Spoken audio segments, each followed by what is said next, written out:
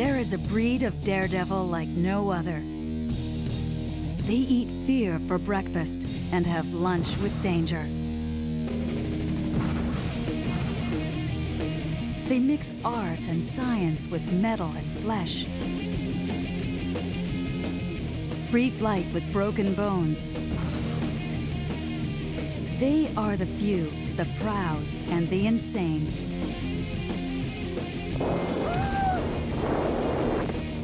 They are the human cannonballs. Woo! All right!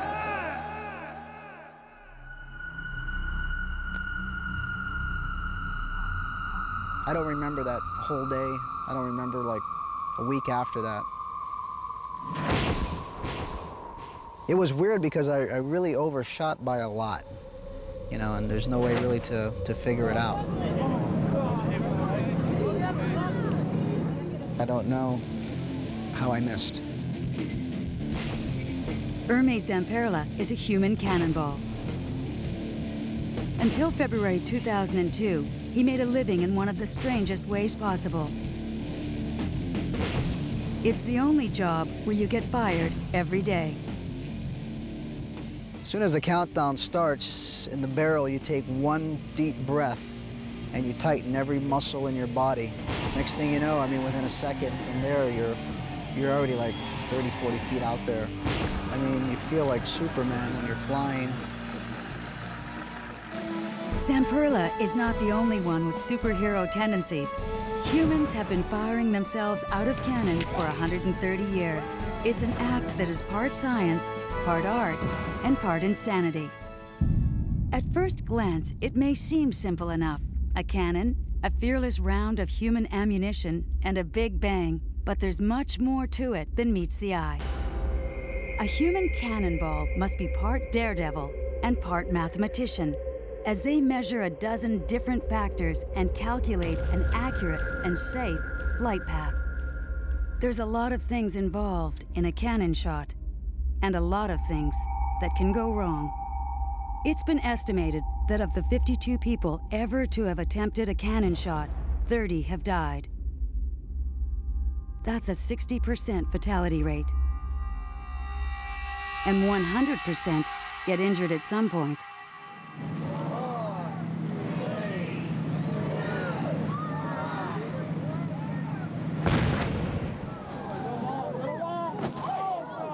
You know, I flew about 140 feet and dropped about 40 to 50 feet from the sky at 50 miles an hour. And I mean, I look at that video and I just don't understand how I'm not dead or how I'm not crippled.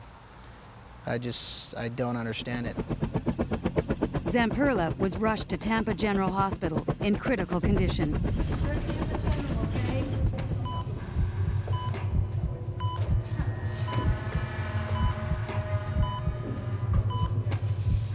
Despite severe injuries, he discharged himself after a couple of weeks.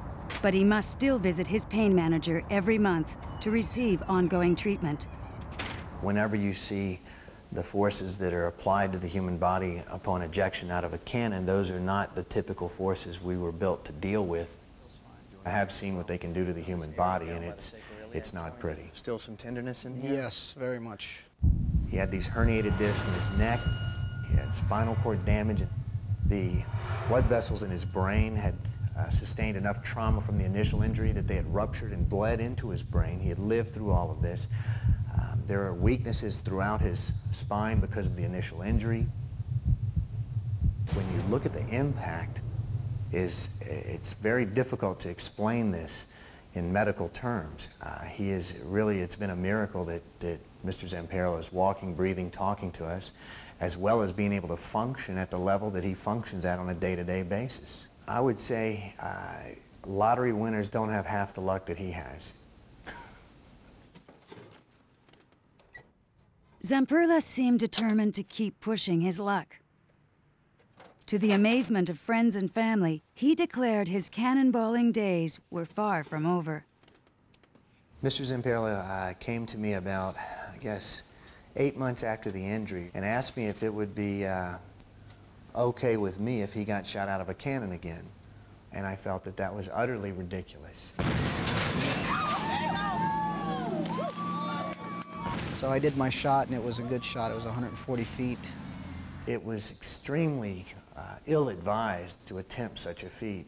I still have the feeling for this, you know, deep down inside. I mean, I know it could have taken my life and could have made me paraplegic, but still, it's a rush.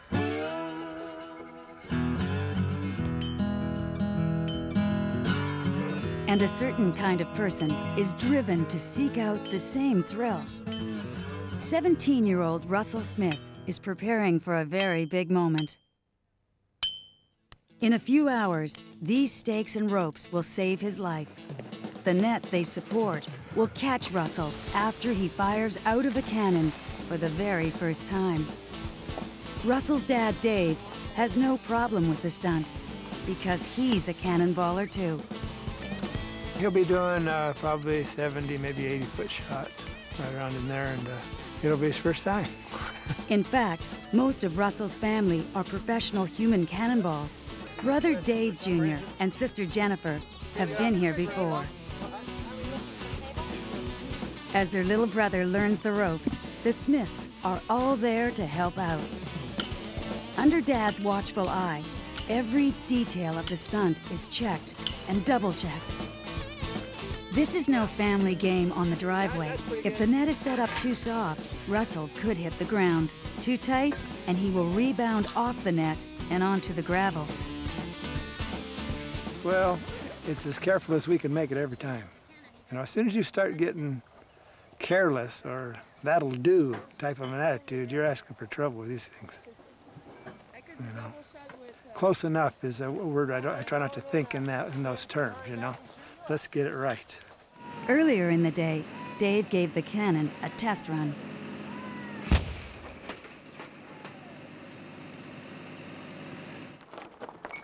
Now he's preparing to fire his youngest son out of it. Say when.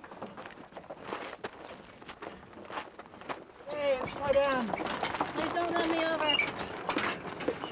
Stop. Push it forward. Measure me off 70 feet. When the cannon is in range, it must be carefully aimed. Very carefully. Where do you want to land, son? Right there. Right there, okay. Dave, over a little bit. The tiniest little bit. Is that too much? Okay. Okay, that's good. All right with you? The barrel is pointing in the right direction. Now Russell must level and stabilize the chassis to make sure the recoil of the shot doesn't knock it off target. Russell's learning, you can tell his attention to detail this time. Normally, zip through it, Dad would come by and check it, but I'm laughing because my dad did the same to me. You know, all of a sudden I had to do everything and shoot yourself out, you know. Well, you gotta be excited. He says he's not nervous. I don't believe you. I still think You're the not second yet. shot is worse than the first. Yeah. Because then you know what to expect. I hope he gets serious about it because it can hurt you in a hurry. An hour later, with his cannon shot looming up, Russell is getting serious. He's practicing the most difficult and crucial part of any cannon shot, the landing.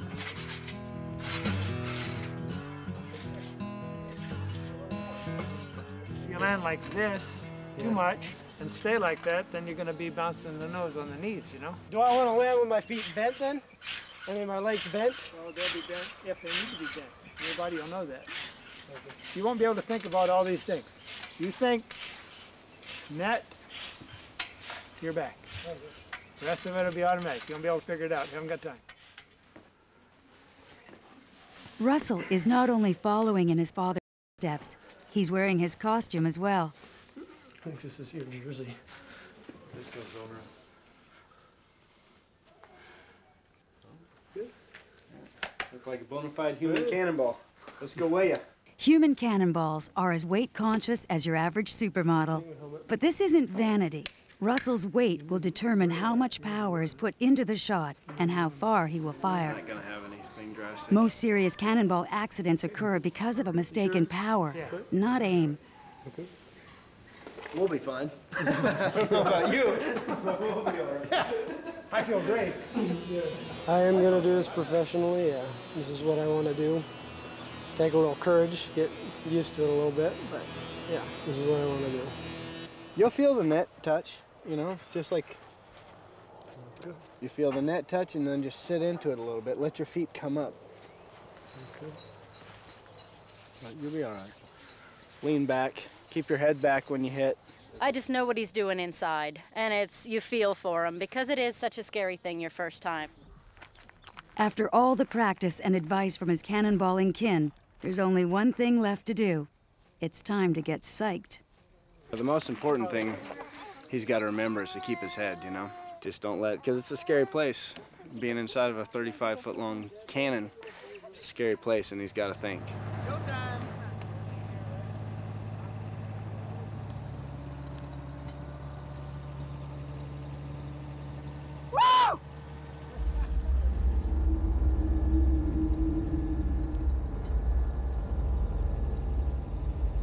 As the barrel raises him 30 feet off the ground, there is nothing Russell's family can do to help him now. He is alone with the machine. After hours of preparation and days of waiting, Russell Smith is 5 seconds away from meeting his destiny, or his maker.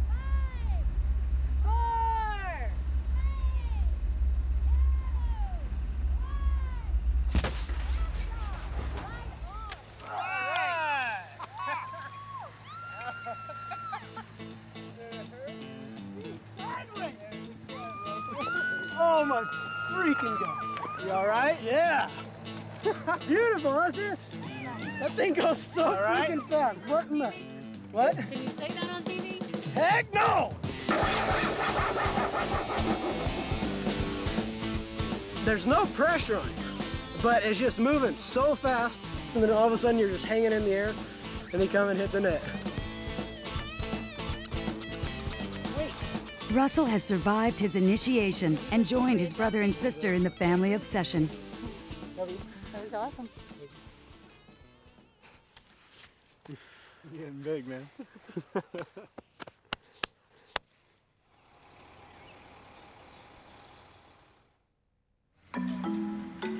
1,000 miles away, another cannonballer is preparing for a shot at the big time. The Clyde Beatty Cole Brothers Circus has come to town. And Elvin Bale has to keep an eye on 1,000 details. Elvin is one of the greatest daredevils of the last century. Born into the circus, he taught himself the trapeze at age 11 and soon moved on to master the most dangerous acts in the world, the Wheel of Death, high wire meteor cycle, helicopter trapeze. Bale did them all, but of all the acts, there is one he has a special passion for. The Cannon Act is unlike any other act that I've ever done. I loved all the other acts, but the Cannon Act was like flying. And it seemed like the kids all wanted to see the cannon because it's a huge thing coming in. And for me, it was just the thrill of being able to fly. I always wanted to fly higher and further and longer. But Elvin Bale can no longer fly. In 1987, a cannonball accident left him without the use of his legs forever.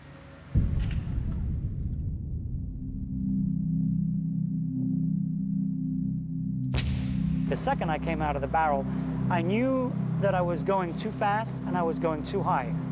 And I thought to myself, this is it. This is what I've always feared. Even though the cannon shot is maybe 4 seconds, it felt like a lifetime. Then all of a sudden, I hit with my feet, and all I can remember was thud. I just remember this terrible noise of crunching and, like, I don't know how to explain the noise. The accident broke both of his legs, his ankles, and his spine in 2 places, and it was caused by the smallest of mistakes. Like most cannonballers, Elvin used a sand-filled dummy to test his cannon shots. The bag was supposed to weigh exactly the same as he did. But the night before the fateful shot, the dummy was accidentally left out in the rain. And I didn't know that. I didn't know that it had soaked up like 10 to 15 pounds of water. Even a few pounds difference was enough to fire Elvin over his safety net and into a wheelchair. The accident ended his career as a daredevil. But Elvin found the Cannon Act had gotten under his skin. I love the cannon. The cannon is not what hurt me. The dummy is what hurt me, so I fired the dummy. But it wasn't the cannon's fault.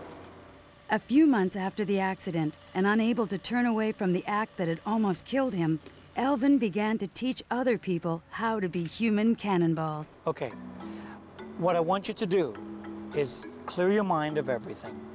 And I want you to think about getting in the barrel. Elvin's latest pupil is Zarina, a third-generation circus performer from Bulgaria.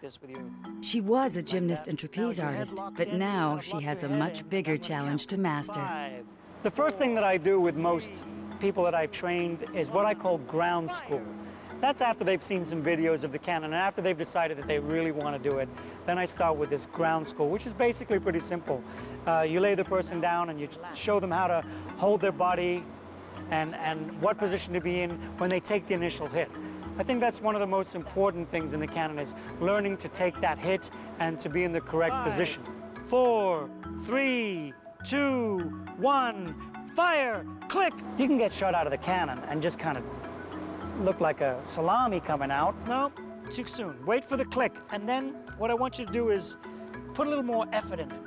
You know, a little more life in it. It's 5, 4, 3, 2, 1, fire, click.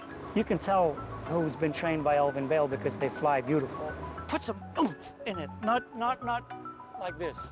Okay, it's boom, you're coming out of the barrel fast. What to do. If she completes her training, Zarina will join a proud tradition of female cannonballers. The very first human cannonball was Zazelle, a young lady daredevil who thrilled London audiences in 1870.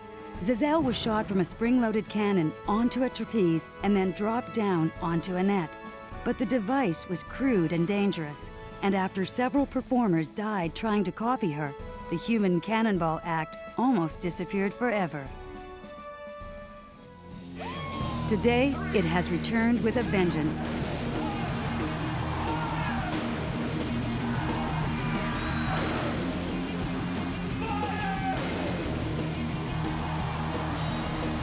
Jumpin' John Weiss is a veteran cannonballer with over 5,000 shots under his shiny belt.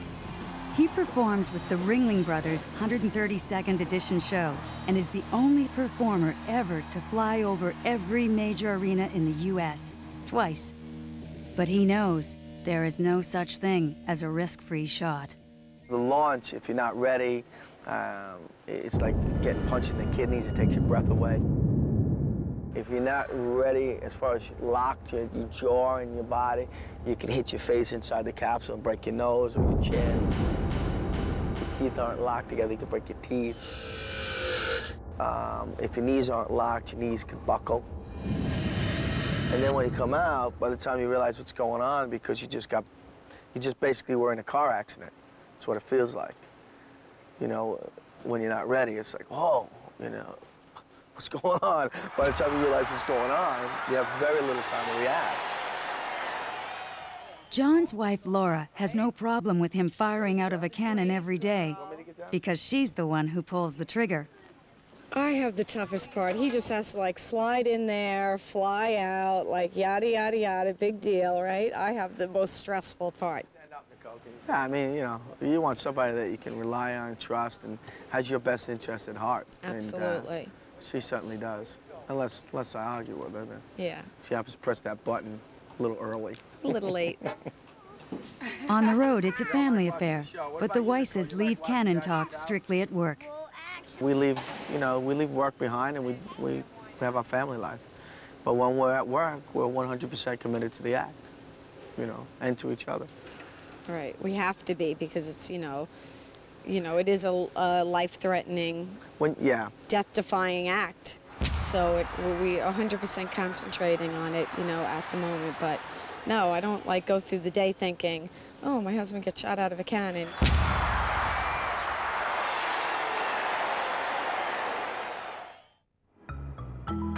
Zarina's training is coming along well. She has already practiced her launch. Now she must learn how to land. This is the most crucial part of her flight, and the most dangerous.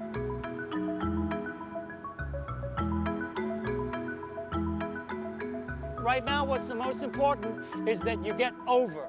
That you don't land on your head or your face. You've got to get over. Are you ready? Okay. 5, 4, 3, 2, 1, fire, click. Hold on, hold on, hold on, hold on. You don't want to hit the net with your neck or your head because you can snap it just that quick. Just like any other part of your body. If you over-rotate and hit with your legs first, you can break your legs and your ankles that easy. Hold on, hold on, hold on, good. It's not difficult to get hurt, believe me. Don't anticipate turning. Wait till you're out of the barrel. Do you understand? Wait till you see that you're out of the barrel, then click, and then brake right away. Okay? Do you understand? Don't forget, when you come out, bump. Jumping off the cannon is one thing. Power, okay? Now Zarina must face being fired out of it. Are you ready? But by what exactly? Click. It's not Brake. easy to peek inside a cannon. Human Wait till cannonballs you're out are of the barrel before you notoriously point your protective cannon, of their just secrets.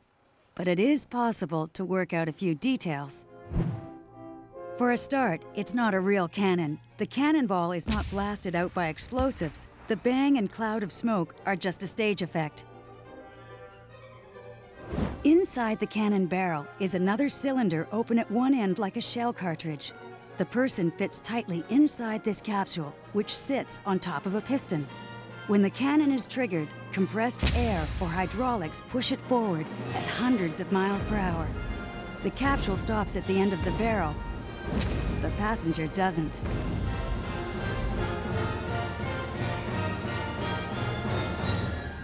With his flying days over, Elvin Bale concentrated on building the ultimate cannon, the largest and most high-tech in the world. While it's the actual cannonball known as the bullet that gets the glory, their partners known as triggermen are just as important to the act. Zarina's life will be in Charlie's hands. Okay, I'm gonna turn on the monitors and check on my sound and make sure everything's right, and I'm gonna drop my landing gear. Well, it levels the cannon off of the shot. If we're on a hill and the angle's real bad, then I can get in and I can get a little bit to the right, and I level it off, because when it's up in the air, it makes a difference on the angle. So I level it off, and I can get her right center of the net where she's got to be. Get it all set back to the right pressure that she's supposed to be. I'll get on the mic and ask her if she's ready. And if she says she's ready, then I'll go over here and I'll fire the trigger. Next, Charlie checks the hydraulics to make sure the cannon is elevating properly. These struts are under enormous pressure. The barrel is made of quarter-inch solid steel and weighs over 11,000 pounds. An inclinometer on the side automatically measures its angle as it raises. Bale may claim to have the largest cannon on Earth, but it's a baby compared to some of history's big guns. World War I saw an explosion in weapons technology and some truly enormous artillery. No one ever considered shooting people out of these monsters, except one man. Ildebrando Zacchini ran a small circus in Italy at the beginning of the 20th century, using his 9 children as performers. The Zacchini family circus was happy and successful until the outbreak of war.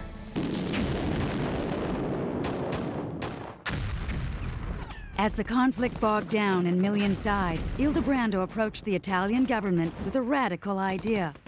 His visionary plan was to use modified cannons to fire soldiers over the trenches and behind enemy lines. They would then land using parachutes and attack the enemy from the rear. The Italian government were not impressed with the idea. Ildebrando was fired. His cannons weren't. But after the war, he reinvented the idea as an act for his family circus. With the help of his 5 sons, he built his first cannon, and the Zacchinis debuted the human cannonball in Cairo in 1922.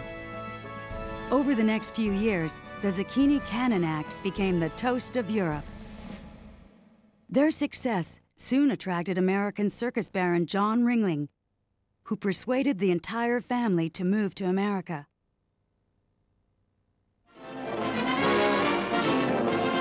1929's most sensational circus performer, Ugo Zacchini, who introduced to America the breathtaking stunt of being shot out of a cannon 180 feet through the air.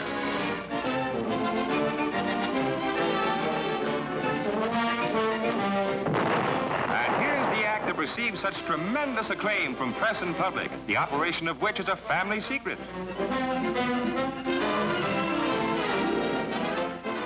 Soon, two pairs of Zucchini brothers were touring the country, each trying to outdo the other.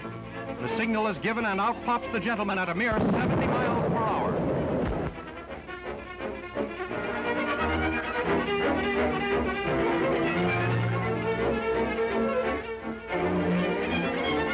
No, you're not seeing double. It seems that the big cannon can accommodate two spellbinders. In 1930, Hugo and Bruno added a new twist to the act. It's aim, ready,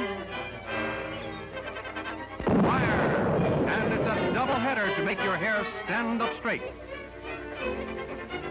Some nerve, some thrill, some cannon, and oh yes, we almost forgot, some men. But it wasn't just the Zucchini men who became human cannonballs. In 1944, Bruno's 16-year-old daughter, Silvana, fired herself into history. Her cannon is preserved in the Ringling Circus Museum in Sarasota, Florida. It was built for girls. This one was built for me. My dad built it because the first one, the original one I came out was my Uncle Hugo's and my father's, and they were, you know, huge cannons. When you go in, I was too small to, you know, to fit in that compressed air thing. You shoot out, but the only thing is, when you shoot out, it wouldn't go straight because you weren't tight. You'd come out this way or that way, and it was, you know, dangerous. Soon she was learning the finer techniques of cannonballing. Well, you know, actually the cannon is a lot of timing. You know, when you come out, you have to have a timing. I wasn't that good of a flyer, Olympia. I always spread my legs. My mother would say, keep those legs together. So I'd come out. I don't know, it just happened. Uncle Victor was beautiful. I mean, he would come out. I mean, it was different. I mean, he would just fly. His legs were always perfect. He had that arch, you know, that arch, and he'd be just beautiful. Victoria, do you have to be crazy to be shot out of a cannon? Sometimes. But for some of the Zucchini family, it was all just a little bit too crazy. I was very scared of the cannon as a little girl, and I would run away and close my ears because then I'd turn around and look back, and it looked like a big dragon. I mean, it was all the smoke and the big bang, and this thing would shake. It was just like boom, you know, and it was very scary for me. The Zucchinis are cannonball royalty, and even though none of the family are performing anymore, their legacy carries on. Now there is a new first family of cannonballing. I was a school teacher, and I got a chance, just an odd chance, to go and catch on the flying trapeze. And so we put everything out on the front lawn, and we were gone in 8 days. From my home, normal life, to playing, which I've done for 30 years now. Over that time, Dave perfected his art and pushed himself to go further than anyone else. In 2001, he set a new world record with a 201-foot shot over a Ferris wheel.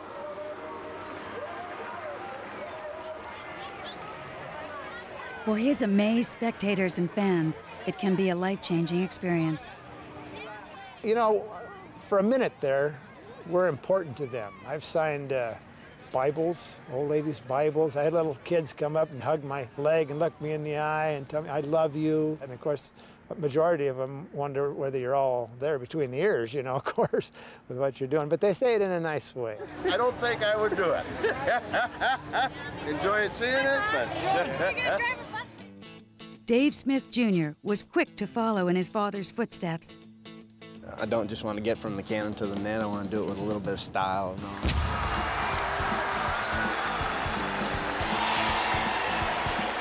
The audience is what I've grown to love, you know, the reaction of the people.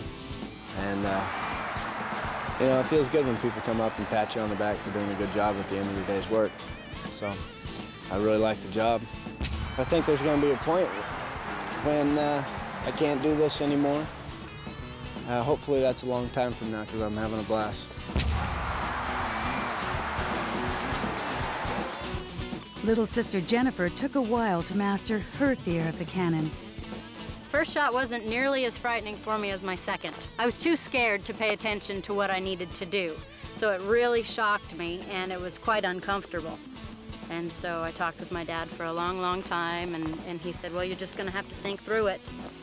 You know, so you need to get down in there and conquer your fear. So I climbed down inside. I was inside for a few minutes, and I climbed right back out. I said, I'm not gonna do it. And he said, well, you can sit there as long as you want, but it's not gonna beat you. So get yourself together and get in there and do it. And it was 15 years ago.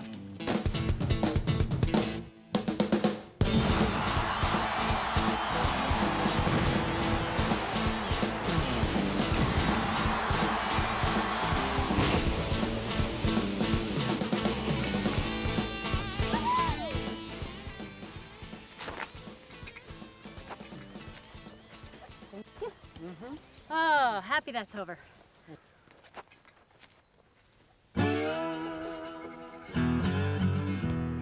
But when they're not shooting themselves out of cannons, the Smiths are just like any other close family. Well, almost. Ready, Lexington? Together? All right, let's hear it. Together. 5, 4, 3, 2, 1, blast off! All right. That was great. She actually learned to count backwards from 5 before forwards from 5. Randy did the same thing. I guess just cannon children. When they hear it backwards for so long, it just doesn't sound right. Like 6 months old. 6 months old, you could sit there and go 5, 4, and they stick their fingers in their ears. As the next generation of cannonballers listen, the Smiths plan a special voyage. We get a tour of the base. So when were you thinking about heading out to Dayton? When do you need to be there? Well, let's get an early start. We got about 10 hours on the road.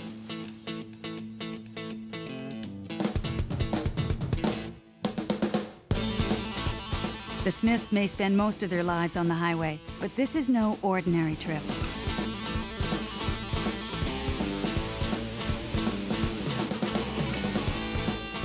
At the end of this road, Dave will push himself to the limit and risk his life in the name of science.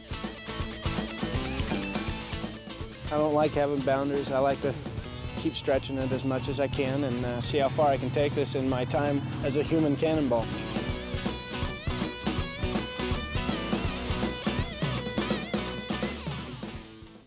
Three, 2, 1. Back at cannonball training, Serena has impressed her teacher, Elvin Bale, and passed ground school. Now it's time to crawl into the barrel of a loaded gun. Click, break. Here.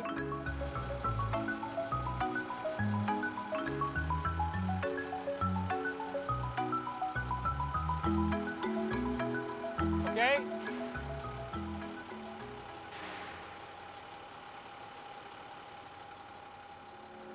You ready? Yes. And 5, 4, 3, 2, 1, fire.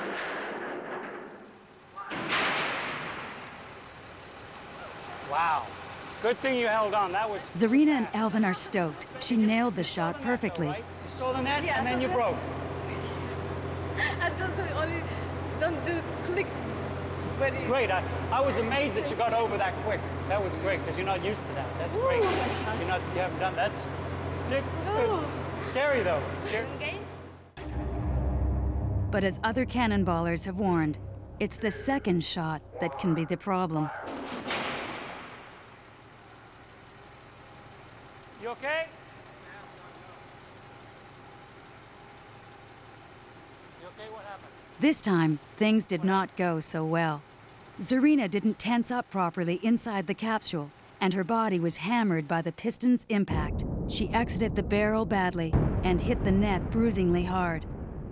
Yeah, it's not a serious relax injury, for a few minutes. but it has scared her badly. I think that's one of the most important things in the cannon is learning to take that hit and to be in the correct position. It's like getting hit by a truck, and it really does affect your brain and everything. It's very hard to concentrate until you really do get used to taking that hit. Then you can start to control your body, control what you're doing. But in the beginning, it's really tough. Zarina will be okay to continue her training, but she's just learned the most valuable lesson of all. Human beings are not designed to be shot out of a cannon. She has just experienced sudden acceleration, followed by sudden deceleration, a potent combo that is extremely damaging to the body. You may not feel it, but right now you are being accelerated toward the center of the Earth. We call this constant acceleration gravity, and its force is described as 1g. But when we speed up or slow down quickly, the number of g's we experience increases. And that means trouble. High g's break bones, dislocate joints, and cause trauma to the brain and internal organs. But just how many g's we can survive wasn't known until the 1940s, when a brave doctor risked his neck for science. The U.S. Air Force wanted a test pilot to be strapped to a missile with wheels and blasted across the desert at ridiculous speeds. Colonel John Paul Stapp volunteered.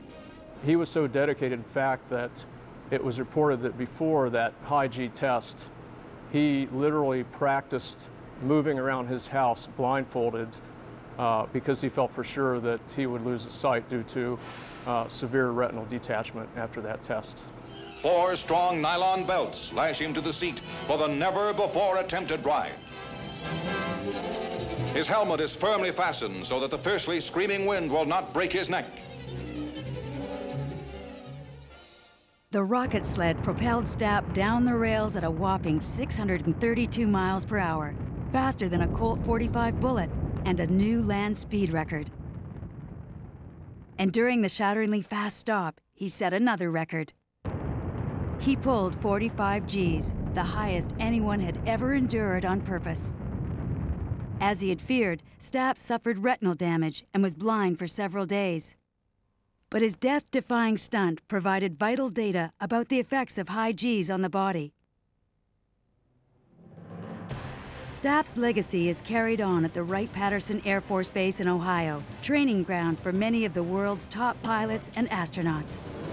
The Human Effectiveness Directorate studies the human body under rapid acceleration. Pilots and astronauts must be able to think and react under high G stress, just like cannonballers.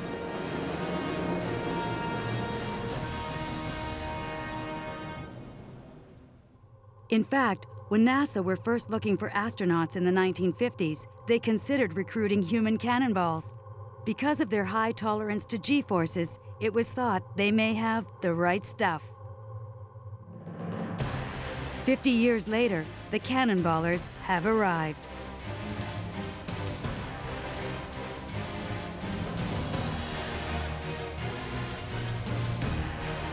Following in the footsteps of John Stapp, Dave Smith Jr. has volunteered for a unique and dangerous experiment. An exact measurement of the G-forces acting on a human cannonball during flight. What we've got here is an 8-channel data acquisition module, and we're going to use this to collect the accelerations that we're going to be measuring in your earplugs. The positioning of the data recorders is crucial. If they are in the wrong place, Dave could be caught up in the cannon mechanism and shot out in pieces. I don't know if I can even get in there like that. It's a pretty tight fit inside the cannon. Yep. Let's try it on this and see what you That'll think. drop down more if they take that bottom part off. Well, if my elbows fit, that should fit. These earpiece accelerometers will measure the G-forces acting upon Dave's head during blastoff, flight, and landing. Gonna have to make the countdown a little bit louder, guys, okay? To the acceleration. But the earplugs are the least of Dave's worries. Even with a layer of bandages, foam, and a compression shirt, the data recorders are still a hazard. They're sitting right in there on my ribs. That's what I worry I about. think if you take some of that, my ribs, this is where I know I'm gonna eat that pretty hard. The next day, the team arrive at the test site and get ready for their historic experiment. There has been a change of plan. Dave is not happy with the close-fitting vest and has decided on a more low-tech way to attach the instruments to his body. Hopefully, these are the only bandages he will need today.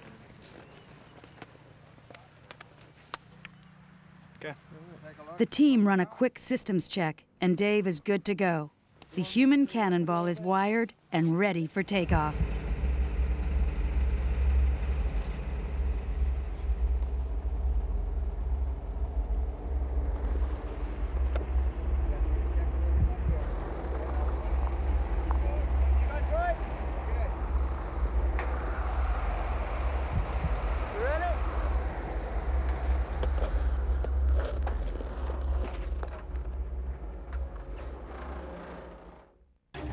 In the barrel of his cannon, Dave Smith Jr. could be living the last 5 seconds of his life.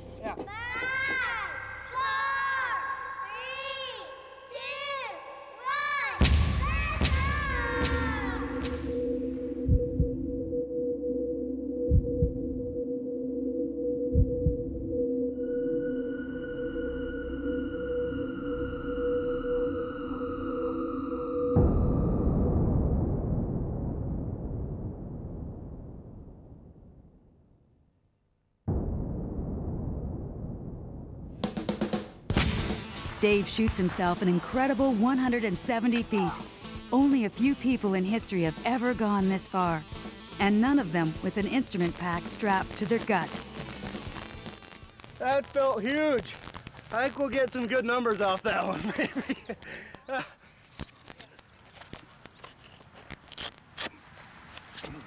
Dave nailed his shot, but did the instruments work? While the scientists crunched the numbers, emotions run high among the Smith family. It was scary for me. You know, I was really worried about that much equipment hanging on him, and we had to guess with the weight, you know, what it would do with this distance. And he was real comfortable. And I saw it in his face all the time. There's no pain or anything. So nice to have it over with. Well, we have good data. I wonder what the video looked like. We have good data. That's a good sign. Just a second. That's it? Dave's risks were worth it. The test is a success. As Dave leaves the cannon, the accelerometers in his ears clock him at 9 Gs. He accelerates from 0 to 50 miles per hour in just a fifth of a second. As he reaches the peak of his shot, he is 75 feet above the ground. His acceleration has dropped to 0 Gs as he soars towards the net. This is what cannonballers mean by pure rush, graceful, weightless flight across the sky. A second before he hits the net, Dave must get serious. His instruments show a small pulse as he rotates into his landing position and gets ready for impact. As he hits the net, the data recorders show a huge pulse of deceleration as Dave collides with it at 50 miles per hour. At this point, he is pulling an incredible 12 Gs.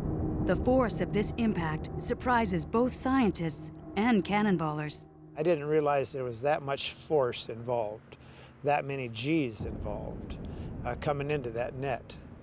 The kids have broken ankles before catching their toes. We need to think a little bit more about proper landing so we don't get our limbs underneath there, because that's just too much pressure of the bones, you know. Dave normally weighs 160 pounds, but during this impact, his mass is 12 times that. He hits the net with 2,000 pounds of force. If he'd landed on an arm or leg, it would be shattered.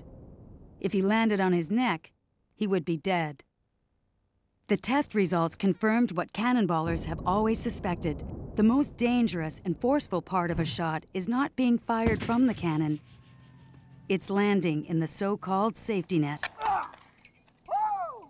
So if you'll go ahead and put that on. And watching himself in slow motion for the first time lets Dave improve his flying technique. I have a tendency to kind of fly crooked a little bit every shot, and then I recover it as I reach the peak of my shot. But I could tell where it was coming from just in one quick look at a slow motion video. What I thought was straight wasn't quite straight. My left hand's down a little bit higher than my right, and I do that each time. Maybe if I can extend it and get myself this way a little better, you know, that means I'm a little straighter, a little bit better cannonball, and straighter means you can take more pressure, and that means maybe we can make farther shots.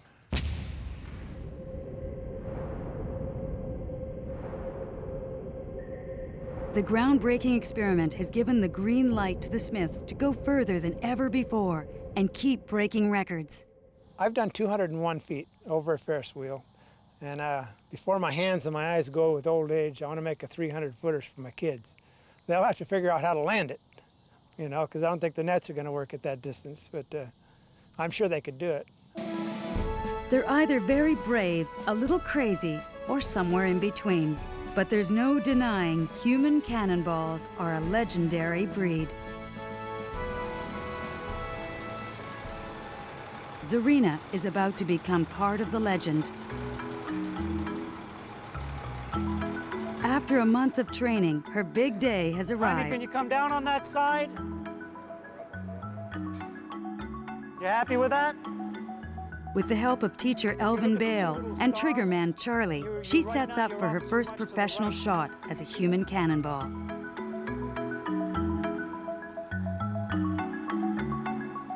Okay.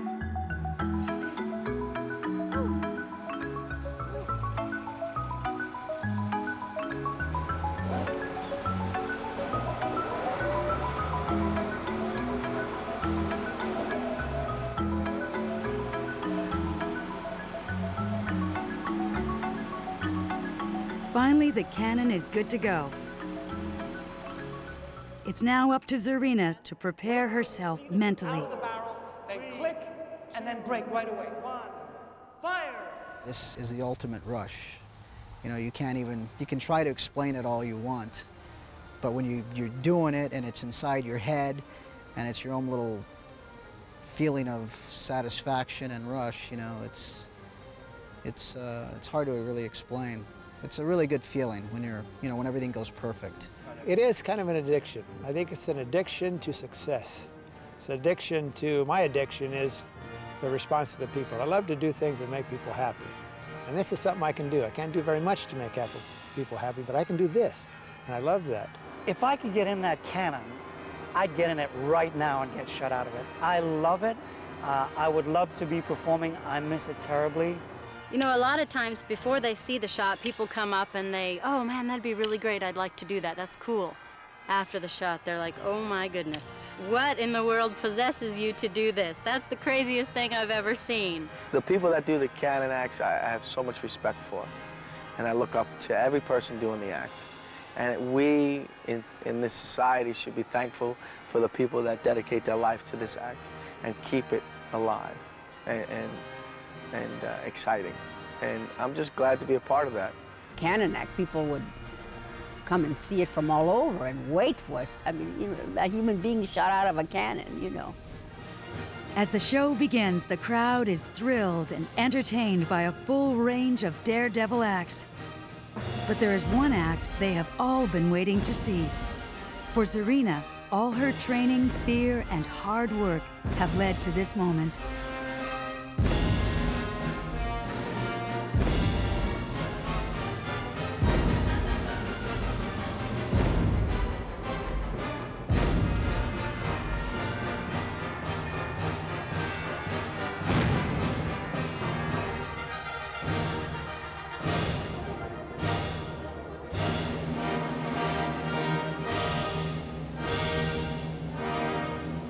She takes a bow, knowing she has joined the ranks of history's most unique entertainers, the human cannonballs.